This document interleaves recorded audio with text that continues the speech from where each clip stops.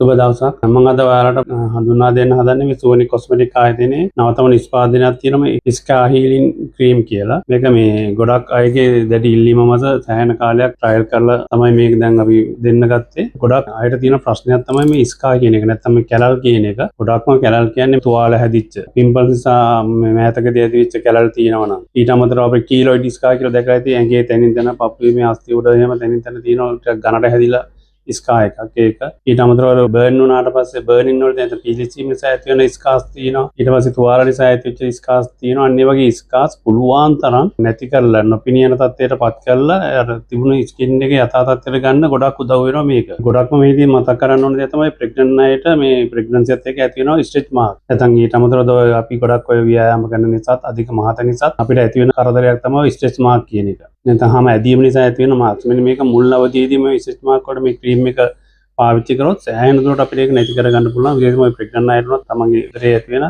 අර මාස් සෑහෙන දුරට අඩු කරගන්න පුළුවන්. මේ ක්‍රීම් එක හරි විදියට අපිට උදේටයි, හවසටයි, රැටයි පාවිච්චි කරන්න. හොඳට ආලේප කරලා ඉතාල හොඳින් මසාජ් කරන්න, පිරිමදින්න ස්කින් එකට ඇබ්සෝබ් වෙනකම් හොඳට. ස්කින් එක ඇතුළට යනකම් මේක ගන්න.